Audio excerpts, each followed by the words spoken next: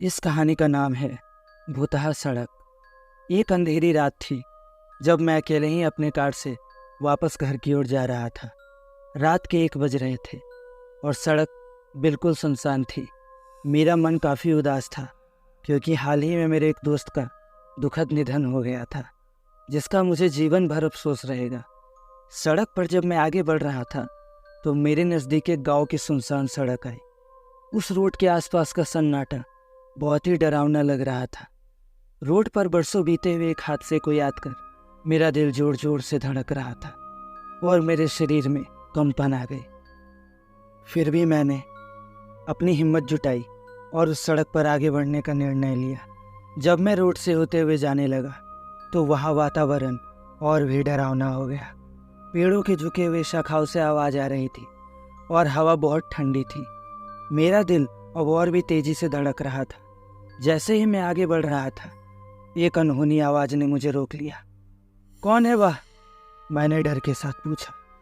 उस आवाज़ को सुनते ही मेरे शरीर में कंपन शुरू हो गई। मैंने हिम्मत करके उस आवाज़ की ओर देखा। वह आवाज़ एक लड़की की थी।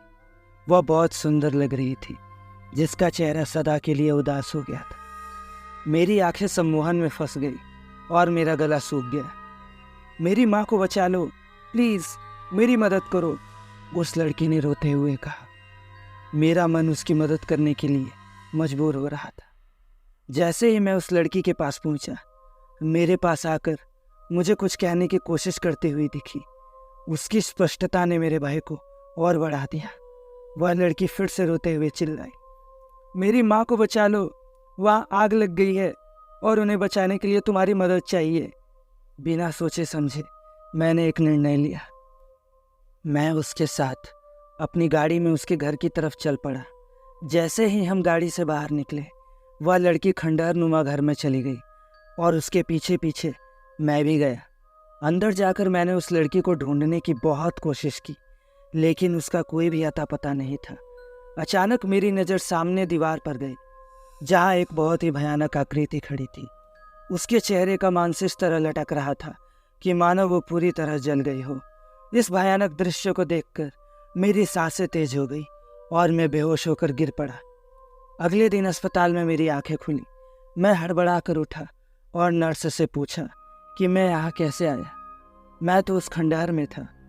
तभी नर्स ने जैसे ही उस खंडहर के बारे में सुना तो वह बहुत ज़्यादा डर गई। तब उसने मुझे जो सच्चाई बताई, उसे जानकर मेरे पैरों के तले जमीन खिसक गई।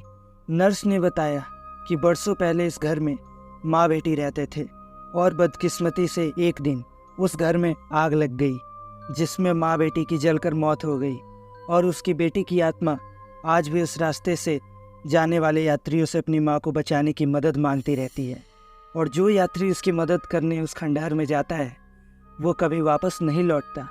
तुम खुशकिस्मत थे कि पुलिस उस एरिया में पेट्रोलिंग कर रही थी और तुम्हारी चीख सुनकर वो समय से पहुंच गए, जिसके कारण आज तुम जिंदा हो।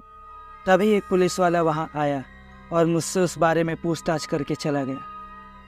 लगभग 3 दिन बाद मैं हॉस्पिटल से डिस्चार्ज हो गया और घर आने के बाद मैं तुरंत नहा धोकर हनुमान जी के मंदिर गया और उनकी पूजा करके उन्हें धन्यवाद कहा। आज इस घटना को 5 साल हो गए हैं और वे सभी चीज़ें अपने स्थान पर हैं, लेकिन उस रात के बारे में सोचने पर ही मेरी रूह कांप जाती है। एक बात पक्की है, मैं कभी भी उस गांव की सड़क से नहीं गुजरूंगा। तो दोस्तों, कैसी लगी ये स्टोरी प्लीज़ कमेंट में बताइए और इसी तरह की स्टोरीज़ को सुनने के लिए हमारे चैनल को प्लीज़ सब्सक्राइब